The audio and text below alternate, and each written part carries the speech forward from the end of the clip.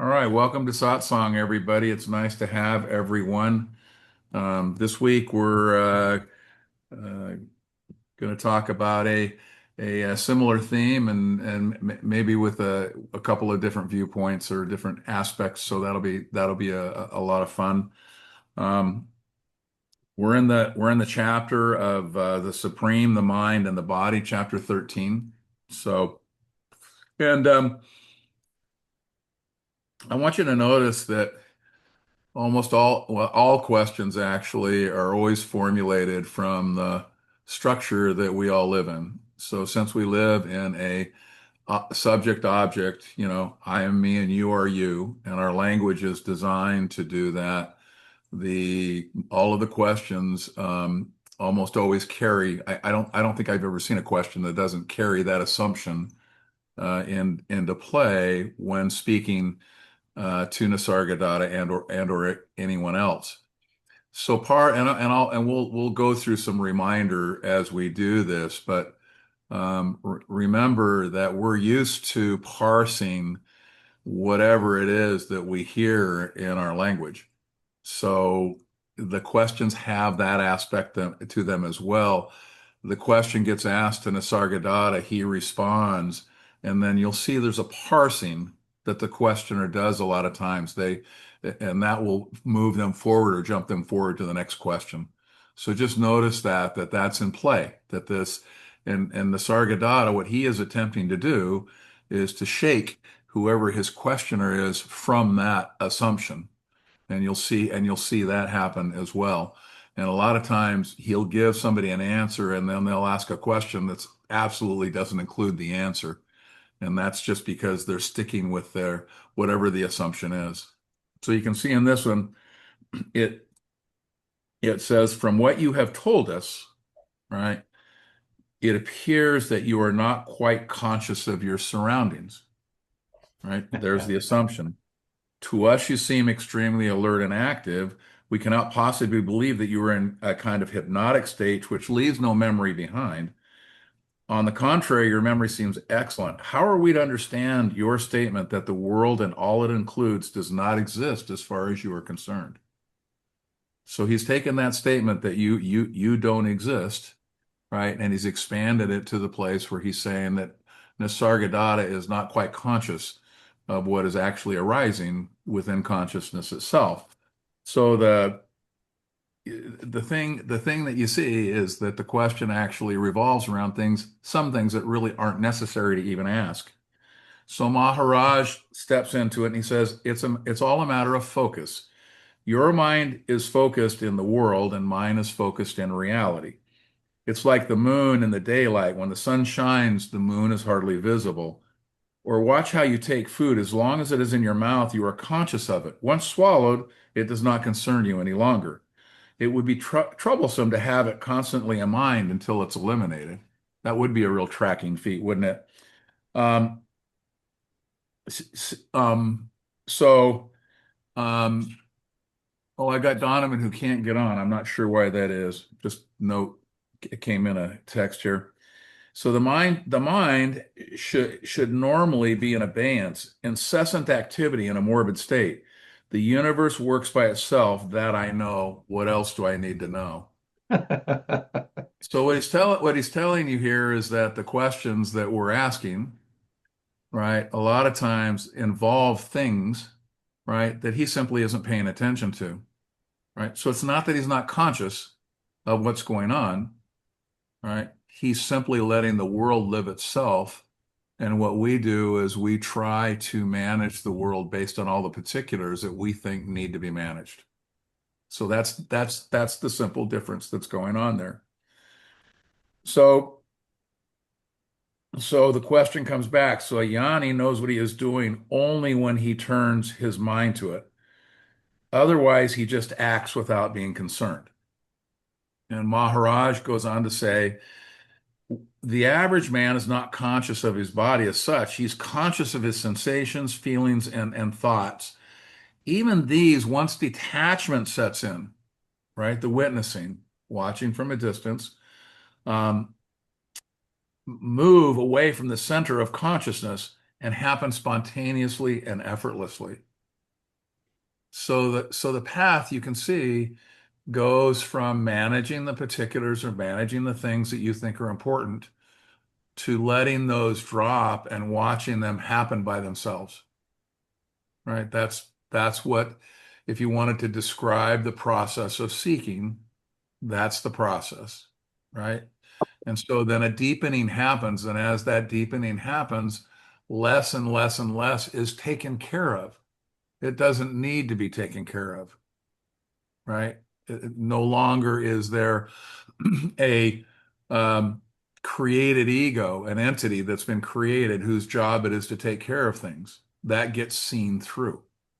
So that's he says what then is the center of consciousness? He says that which cannot be given name and form, for it is without quality and beyond consciousness. You may say it is a point in consciousness. And this is a really wonderful sentence. You guys will like this. Like a hole in the paper is both in the paper and yet not of the paper. You ever thought about that, right? I think that's such a great metaphor, right? It's a hole in the paper, so it's of the paper, but clearly not paper, right? He said, so is the supreme state in the very center of consciousness, yet beyond consciousness. It is as if there were an opening in the mind through which the mind is flooded with light. So the absolute becomes the light, right? The whole through which the whole flows. The opening is not even the light, it is just an opening. Question, an opening is just a void, an absence. Quite so, Maharaj says. From the mind's point of view, it is but an opening for the light of awareness to enter the mental space. By itself, the light can only be compared to a solid, dense, rock-like, homogeneous, and changeless mass of pure awareness, free from the mental patterns of name and shape. So if any of you have gone through the Buddhist, neti, neti, not this, not that, this is what he's talking about, right? In other words, if you move from what is in manifestation with all of our descriptors, because we describe it all. We have books full of descriptions, and as those get taken away, now why do they get taken away? They get taken away because we have no need to care for it, right? It's not our job. Our mind doesn't need to be occupied with the task of taking care of all of these pieces that we've identified. So pretty soon you can say, not this, not that. I don't need to take care of that. I don't, that not my job, not my job. Well, as your job, quote unquote, as it gets smaller, right? It shrivels in size. What takes its place? The awareness that you are, and the living becomes simply living perfectly. You are lived. You're not living anymore. So then you can see when we talk about the example of how manifestation covers the entire screen to the point that we don't even know it's a screen. It's like when you go to the movies, right? If the movie is perfectly there, it covers the whole screen. And if you didn't know there was a screen there, all you would see is the movie, right? Now they turn the movie off and you go, son of a bitch, there's a screen there. That's the neti neti, not this, not that. Awakening is when the projector turns the movie off and the screen is seen. Right? That's what happens. It's curious to me that he would say that the light can be compared to a solid, dense, rock-like thing. Yeah. You would never think of light as solid, dense, or rock-like. I had to read, and it's funny. I've read this one obviously a number of times, but whenever I come across this piece, I always read it two or three times because it is quite a comparison. If you think about it, I mean, awareness is awareness, right? So it's I get what he's trying to say, but that is a really interesting comparison that he uses. I will agree with that. It wouldn't be one I would use. Yeah, right. So, but that doesn't, I mean, that's kind of the beauty of it in a way. By using that, he gets you to stop, right? Mhm. You go back and go, "What's that?" I'm sure when everybody in the room heard that, they were like going, like you ever see a dog turn its head? That's what you'd be going, you know. But it does make you stop for sure. So he said, is there any connection between the mental space and the supreme abode? Now he's already answered that, hasn't he? Right? The light of awareness through the hole that he described floods the space of the mental. Right? He's already told us that. He says the supreme gives existence to the mind. That's through the awareness that floods it, and the mind gives existence to the body. And he says, and the question is, and what lies beyond? Right? Well, there really isn't a beyond that it lies. He says, take an example. A venerable yogi, a master in the art of longevity, himself over 1,000 years old, comes to teach me his art. I fully respect and sincerely admire his achievements. Yet all I can tell him is, of what use is longevity to me? Right? Now, when you think, why is he answering that question there? Because he's already told him the absolute through the whole floods the mind, right? That's his example, as it were. And then he says, what lies beyond that? And in a very polite way, he's telling him, of what use are your incessant questions if you're not listening to the answers that are already on the table, right? Of what use is that? So he uses his poor old 1,000-year-old yogi to illustrate that. He says, I am beyond time. However long a life may be is but a moment in a dream. In the same way that I am beyond all attributes, they appear and disappear, but cannot describe me. The universe is all names and forms based on the qualities and their differences, while I am beyond. The world is there because I am, but I am not the world. All right. So that's his response to that. Now that's a different kind of thinking, right? So in his response, he's asking the questioner, think differently. He says, but you're living in the world. And he says, that's what you say. He's already told him he's not living in the world, right? That his identification has shifted to awareness itself, right? So the world is within awareness, but there's no he that's living in the world. Right? So he says, that's what you say. I know there is a world which includes the body and the mind, but I do not consider them to be more mine than other bodies and minds, right? One body mind is like any other body mind, mine included, right? They are there in time and space, but I am timeless and spaceless. But now here we go again. We're gonna get into always the questions. Notice they'll get into causality. What comes from what? Because we can't think in, it's difficult to think in any other way, right? So since all exists by your light, are you not the creator of the world? And this is a really great answer. He says, I am neither the potentiality nor the actualization nor the actuality of things. In my light, they come and go, as the specks of dust dancing in a sunbeam. The light illumines the specks, but it does not depend on them, nor can it be said to create them. It cannot even be said to know them, right? So, so, so in the experience of awakening, awareness itself, you see, doesn't account for any of the causality that lives in manifestation. Not necessary. It simply is, right?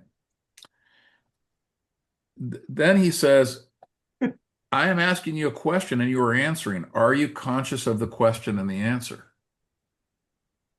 Right. And you would think he might say yes, but he says, no, in reality, I'm neither hearing nor answering. In a world of events, the question happens and the answer happens. Nothing happens to me. Everything just happens. So the body mind of Nisargadatta Maharaj is simply acting in response. One of the body minds is acting in response to another one of the body minds who's asked a question. That's all that's going on there, right? So whenever you hear someone make the statement that a conversation is simply consciousness speaking to consciousness, that's what's being pointed to, right? That these conversations are simply consciousness, you know, playing a bingo game, right? Or what's the purpose of manifestation? For consciousness to basically see itself, right? That's the purpose. Now, I always find that to be a silly kind of a response, right? Because it kind of says there's the purpose is what you see. In other words, the way we would use the term purpose, that's not an answer, but that is what consciousness does. So we can identify that. So when you replace what we think is a purpose with simply the answer of this is what's there, right? That's a step on the way, right? The causality goes out there. So then he says, and you are the witness. And he goes, what does witness mean? Mere knowledge. It rained and now the rain is over. I did not get wet. I know it rained, but I am not affected. I just witnessed the rain. Questioner, the fully realized man, spontaneously abiding in the supreme state, appears to eat, drink, and so on. Is he aware of it or not? Maharaj, that in which consciousness happens, the universal consciousness or mind, we call the ether of consciousness. All the objects of consciousness form the universe. What is beyond both, supporting both, is the supreme state, a state of utter stillness and silence. Whatever goes there disappears. It is unreachable by words or mind. You may call it God or Param Brahman or the supreme reality, but these are games given by the mind. Names, I'm sorry, given by the mind. It is the nameless, contentless, effortless, and spontaneous state beyond being and non-being. So I don't know if you see what he's trying to do. He's trying to wean this questioner off of his addiction to the question. The questioner, meanwhile, is dead set on finding out, are you conscious of what's going on? Right? Now, Maharaj could simply say yes, right? But that doesn't give anything to the questioner, right? The questioner doesn't get anything out of that response. So that's why he goes on. But does one remain conscious? That's the next questioner's answer. He says, as the universe is the body of the mind, so is consciousness the body of the supreme. It is not conscious, but it gives rise to consciousness. Right? So he's just not going to he's not going to give him that answer. He says, in my daily action, much goes by habit. Automatically, I'm aware of the general purpose, but not of each movement in detail. As my consciousness broadens and deepens, details tend to recede, leaving me free for the general trends. Does the same thing happen to a Yanni, but more so? Right? Maharaj comes back. On the level of consciousness, yes. In the supreme state, no. This state is entirely one and indivisible. Now here he goes back to a single solid block of reality. Right? The only way of knowing it is to be it. Right? So you see that collapses the whole concept of knowing, right? Knowing to the average bear is I know this. I'm going to take I'm going to take a math test. I'm going to get into this book. I'm going to find out, what it is that the math is about, and I am now going to know what that is, right? So there's you and what needs to be known and the knowing that the tripod, if you will, right? And what he's saying is that in that there is in the tripod that collapses, right? The only way of knowing is to be it. Then when one speaks about it, when one speaks about the knowing, right, it sounds to all the world like there's that tripod again, but there isn't. And that's what Nisargadatta is trying to break through. Michael, you have a question or a comment? Just a comment. So in different traditions, there can be a sort of experience of the absolute where it hangs in the background, but also infuses the manifest. And so Right. it is non-duality. Um, And calling it a solid block, there's also something called immanent non-duality, and it's when the absolute no longer hangs in the background, but is one with the relative, without the absolute background. And so the world actually becomes the absolute. And it does feel like a single solid block as immanent non-duality. But it doesn't feel like the single solid block has the when the absolute is hanging in the background. So he may be using kind of turning between both of those. Yeah, and I think, I mean, you've made comment before about how he kind of bangs around like a poet. He's not a precision kind style of speaker. Actually, most I posted a piece by Robert Adams this last week, and if Nisargadatta isn't precision, Robert Adams really isn't precision. So, but you notice that the tradition of non-duality has a custom of most of the speakers have that kind of fuzzy lines are in what it is that they say. And I think what that does, I think that is for a reason. Yeah. And the reason is to push the seeker into the experience itself, right? That's the point of it. And when the words come back out, there isn't a large concern about anything other than simply landing, you know, landing the splash of the pool, as I always say, right? We're not describing what water is. You put your foot in someone's back and you boot them into the pool. And then you can say, what's wet? Hmm. Now, they can answer you with a bunch of words, right? But that's never going to equate or compare to the wetness of the water, right? That's just the nature. That's the nature. It's the same. You can describe a mango, but you can't taste it in the description. So so that seems to be, the approach that most of these fellows use. Now, um, what I'm seeing and what's interesting to me, and it'll be really interesting to see where this goes, but the world of non-duality is actually headed into a much more technical style. The conversations that arise in today's world are much more technical, much more of that kind of thing. And so I I'm not sure exactly, what that means. For me, stories always were they were built with fuzzy lines, right? Because one is simply asking for someone to stand in the story, so that same kind of a pointer approach. So far that's been what you see. So what you say is all true, um, and then the question becomes, does it have anything to do with the experience of awakening? I think that's the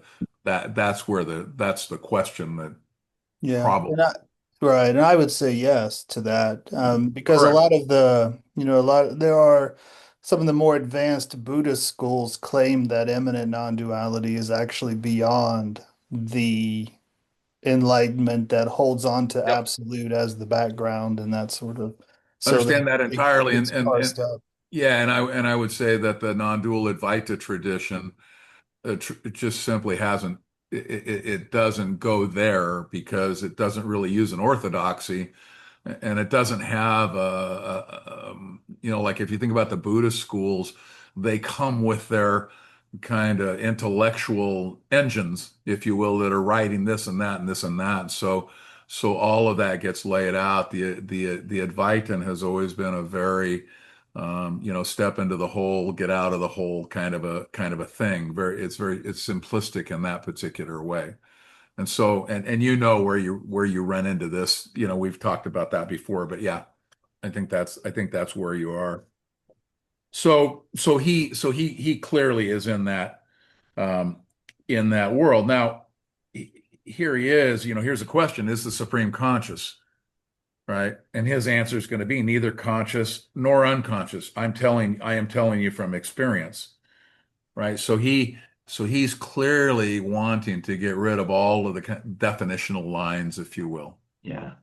right? It is awareness conscious. Well, he would probably say awareness gives rise to consciousness, or the light of awareness is how consciousness arises, right? But to say that it's conscious in and of itself, he's not necessarily going to go there, because I think he then wanders into that other into that definitional question, and you can see that he tends to not go there in those kinds of ways. So I'm gonna jump out of this now, and I'm gonna walk over into a little Ramesh, because Ramesh, this is a later version, if you will, of exactly the same conversation, and I thought it'd be fun for um, Do you mind if I say something before we yeah, go. Oh, transition absolutely. here? No, you know how it works here, Brad. Okay, well, I just don't want to be rude, man. If you're on a roll, I don't want to cut you Oh, off. no, no, no, you're fine. You know me. The thing that keeps occurring to me is that the more specific you try to get in explaining things, that's basically inexplicable. Uh, it's it might be useful in a real specific small way, but it doesn't include the the kind of infinite horizon about the wholeness of it all, you know. And that's one of the reasons I like the fact that it's a little fuzzy. And I know as we're moving on, as science is getting more and more deep about explaining the nature of the universe and all the scientific terms we could use in astronomy and so forth, um, it feels to me like it takes you off in a direction that's useful, but it doesn't allow you to get the holistic nature of it together. And that's why they speak in somewhat vague terms somewhere and analogies or stories like you like, because if you have details to look at, you can get distracted from the holistic aspect of it. Does that make sense? Well, yeah, and I think and I think that would be, um, if you were to have a conversation with Ramesh, for instance, he would agree with that. Yeah, okay. He would say, yeah, that's the reason that the approach is used is exactly that, because you can see that it's what I said in the beginning, how when you look at language and its subject object, and you know that we take care of all the particulars, Yeah. that entering all the particulars into the conversation, right, is in essence it can be a move back into that subject object world, and Yeah. so the move is away from it. So I would say yes, Yeah. that clearly is, I think, what you're after. Okay. Thank you very much, sir. I Yeah, appreciate that. yeah, yeah. So I was going to go into this piece with Ramesh, and it's the same thing. It's a question about bondage, and one of the visitors put a question to Maharaj hesitantly. Being not too sure how elementary his question might sound, he said, if the problem of bondage and liberation really resulted from the sense of identification with the body, how and why did this identification come about? And he further added, perhaps deciding since he was going to be in for a penny, he should be in for a pound, that he could not understand why one should have spiritual knowledge at all if at the end of one's life the result is the same in the case of both the jnani and the ignorant. Right? The body goes back to the five elements, and consciousness becomes near gupa, which is the material of consciousness, as it were. So sometimes Maharaj listens to the questioners with his eyes closed, particularly if he's speaking in Marathi. And he listened to this visitor also with his eyes closed, but as he listened, expressions on his face kept changing. He looked stern, and I thought he would snap back and say, "What kind of question is this?" But the sternness changed into a sweet reasonableness, and Maharaj smiled. Now he's gonna try to draw out why it is that one should think about that question. He started speaking softly. Let us first deal with the fundamentals. The entire manifested universe is an appearance in consciousness. Um, If you are not conscious, the world does not exist for you, since you cannot cognize anything. Hence the body mind. Right? The body mind cognizes what arises in consciousness. That's what its function is. Right? Um, this consciousness in which one cognizes the phenomenal universe is all that we are. As long as we're in the phenomenal world, we can perceive only that. We cannot be that which we are until one wakes up from the dream of phenomenality, which is and understand that dream as such and stop conceptualizing and objectivizing. This is the basic essential. Noumenon is the substance and phenomenon is a mere reflection, but they are not different. So what's the difference between a yoni and a regular person? What's the spiritual knowledge give you? It gives you the understanding that the arising, right, is simply the duality that is being lived in, and that the awareness is beyond that, the noumenon, right, from which it emerges. The next point to understand is this: in the phenomenal world, when you see him, both are objects seen by each other as appearances in consciousness, but do not understand this. There is no subject that sees the other as an object. There is only seeing, which is functioning as an aspect of the noumenal potential. This applies to everything else: hearing, touching, tasting. All is essentially functioning. So if you can imagine that as you look through your eyes, and the normal person, right? The one that's going to simply not need the spiritual information is going to see that world, and then the world is going to end. But if you could imagine that there's no you there, right? And that the seeing is happening through your eyes, but by awareness itself, right? Well, that renders this into play, which is to say there's no object and there's no subject, right? Because all the seeing is simply seeing itself, right? The seeing is a happening in awareness, and there's only one seeing. There's only one functioning, right? The objects become irrelevant in that particular case, and that's what he's trying to explain. Awareness looking through your eyes. Now, let us proceed further. This functioning takes place through the medium of a physical form, the psychosomatic apparatus, which as a phenomenon is itself only a manifestation, and therefore also an aspect of the noumenon, as a shadow of the substance. So long as there are no question of an individual entity assuming choice of action, all phenomenal functioning takes place spontaneously, and the question of bondage and liberation does not arise. So you can see that if one said, "Here's a decision I'm taking, here's something that I'm trying to do," if that gets erased, there's no longer that voice or that thing that thinks it's doing something. That's gone, right? Then what's left, right? And what's left isn't asking the question about being liberated from its bondage, right? So you can all see that, right? So what happens is that the functional core of the psychosomatic form gets bestowed with spurious subjectivity as a separate entity. So it gets raised to believe that it's an individual thing. So all of what I just talked about, just that functioning by itself with no entity thinking that it's involved in any particular way, right? That is taken over by an entity that thinks that's what it's doing, and then has years of conditioning to come to believe that that's the case.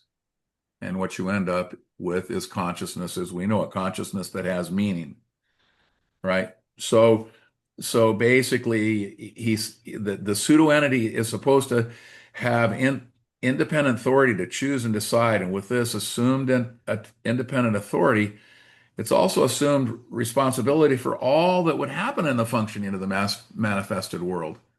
Remember in the beginning, we talked about all the stuff that we take care of, right? That's what he's saying, is that's what happens.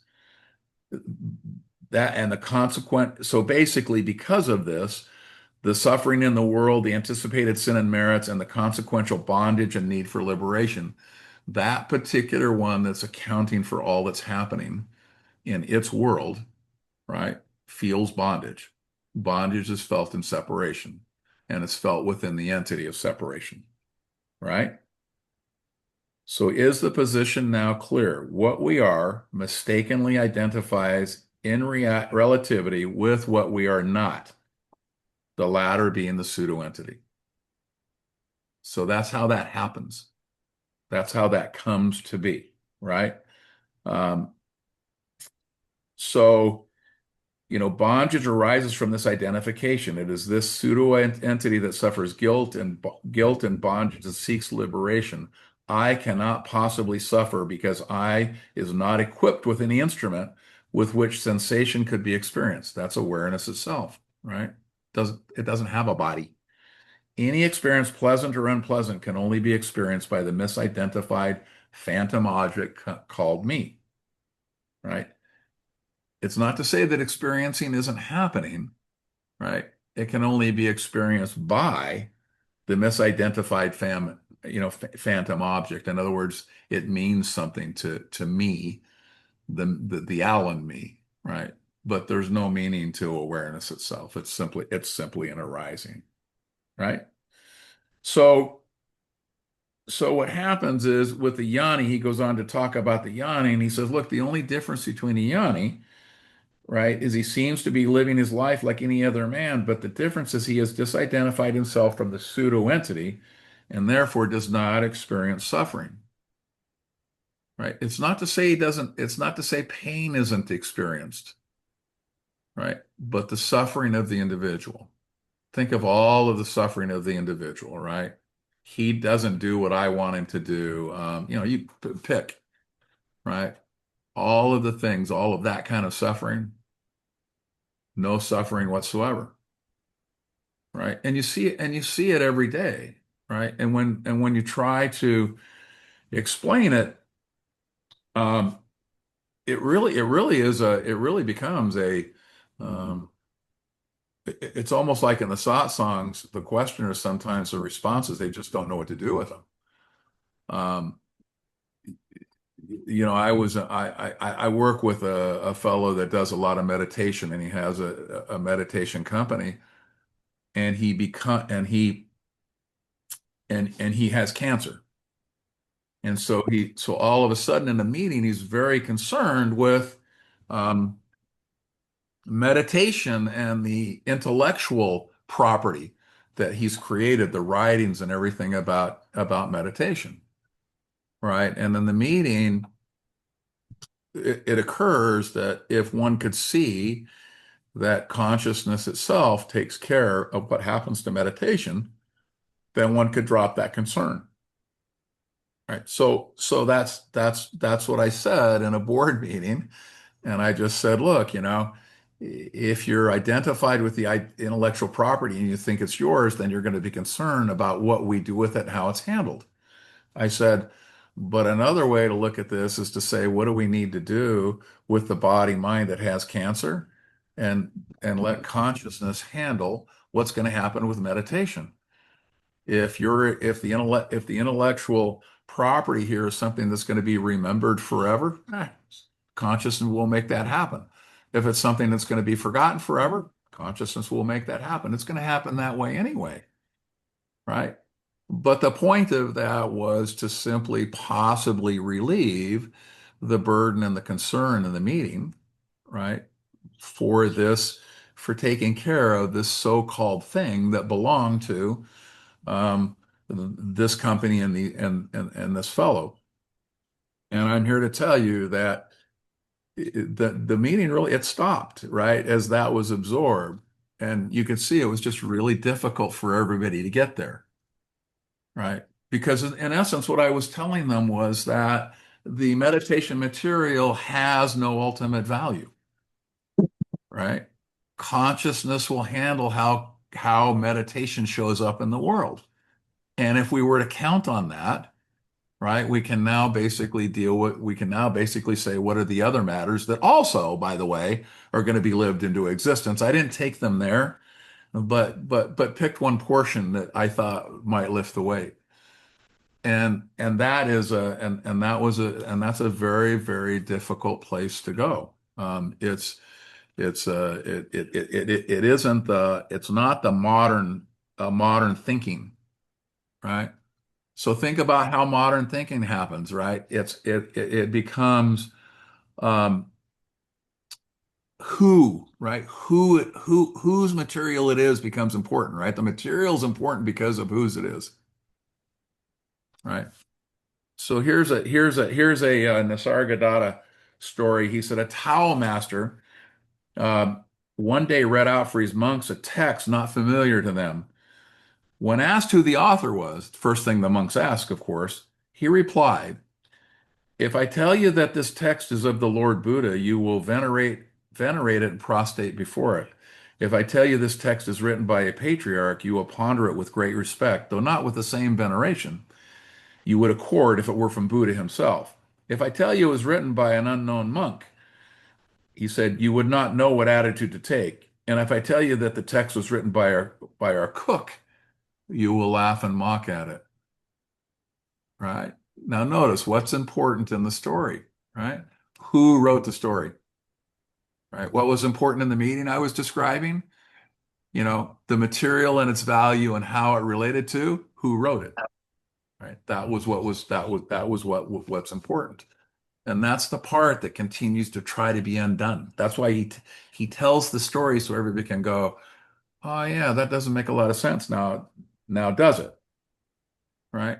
So now the answer to that misidentification is the recognition that awareness is who you are, which has always been the case. Right? It's always been the case. So basically, you're trying to solve a problem that's not a problem, right? You're trying to show somebody something that's already the case, right? That's this whole conversation is about that. How do we show somebody something that's already the case, right? So there's um, one of Nisargadatta's stories that he liked to tell. He tells about Houdini. I don't know if anybody knows who Houdini was. Very famous magician.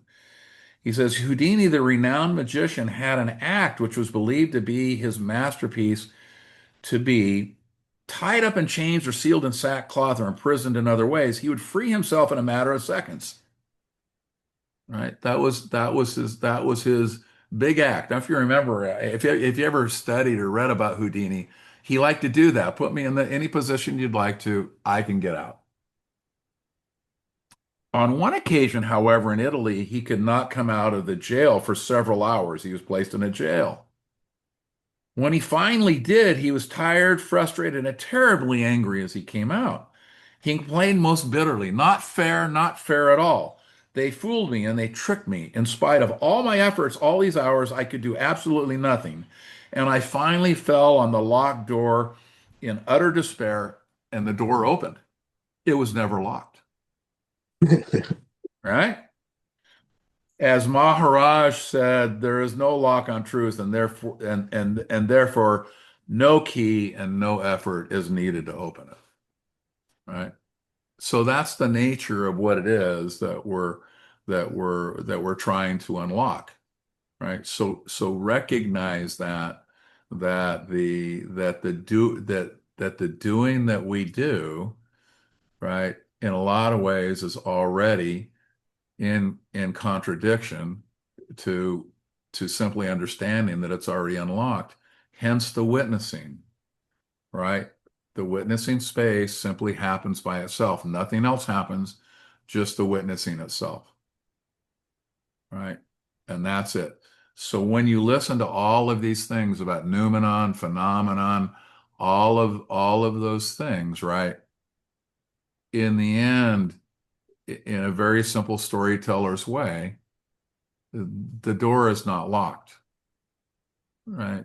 The who you are is already there, right? So that's what the movement is to your original face, your original identity, right? So that's what this is all about. So I'm just saying that so that you guys can track the simplicity of it in the end. In the end, it's as simple as the Houdini story, right? All right, cool. By the way, that last little piece that came out of the Explorations into the Eternal. which is a foray into the teaching of Nisargadatta by Ramesh.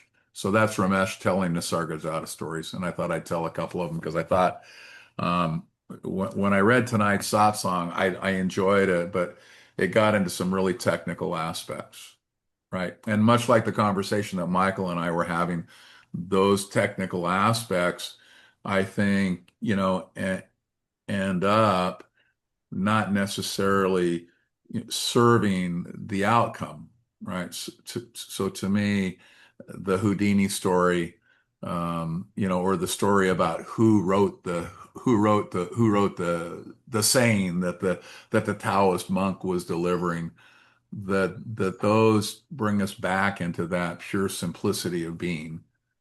And I think that's where the action for most of us is. All right. Do I have any comments or questions at this particular point? This is slightly off topic, but Yeah. you remind me of a poem I wrote years ago about how Houdini disappeared, and it was like I structured it in such a way that it was about abandoning the concepts of individuality and disappearing into the, you know. If I can find it, I'll bring it in, but I Oh, that'd be have great. no idea where it is right Oh, now. that'd be fun. That would be Yeah. fun. Yeah. No, and it's funny. I think you can, to me, a lot of what I do is I see the stories and everything that happens around me, but I recognize that those stories are just simply a bridging back to what I am, right? That's what's going on there. So so for me, that storytelling approach is the one that allows the slippage, if you will, right? That slippage that you're talking about with Houdini. But you see that in every, like I say, you can take Houdini, you can take just little things that you see, every day. I used to live in a place in Oceanside. It was an old fire station, and it had this big long hall. And in the morning and afternoon, I would walk the dogs, and I'd go down to the end of the hall, right? And I would put my shoes and socks on, and then I would go walk the dogs. And my one dog, Bodie, he would absolutely grab my socks and my shoes, and I would have to run around and catch him to get my socks and shoes on. And that always reminded me of the questioners in Satsang. It was like, we're getting ready to go for a walk, but you're not going for a walk because you are so engaged in grabbing the socks and the shoes, right? And the questions a lot of times seem like that, right? I'm so engaged in grabbing the socks and the shoes, I can't go for the walk, but that's why I came here, was to go for the walk. I came here for the opportunity to open up. And that's why I talk about the questions themselves. Look at how the questions are formulated and then recognize that's not the train that's going to get you there, right? Because they're already framed in a way, right, that is going to take you away from the walk itself, right? So see all of the stories, see all this that we're discussing as simply pointers, right? That's why we use the term pointers, even the noumenon and phenomenon stuff. When they get into that, I mean, it's like, okay, those are the terms that we use. Those are the philosophical terms. I'm not always sure when we tread that territory that it is the most productive. You want to simplify it, right? But it is what it is. But recognize it. Recognize throughout, this whole hour that we spent has been in engaging in terms, right? And those terms really are pointers. They're an extraction from the identity of who you really are in an attempt to point back to them. All of it, all of the talking, all of the words, all of everything, right? So when you see Nisargadatta not give an answer, right, in a certain way, he's saying, if I give you the answer to the question, all I'm doing is feeding your habit. And I'm not going to feed your habit. Yeah, So yeah. so for us, don't feed your own habit, right? That would be where I would go with that one.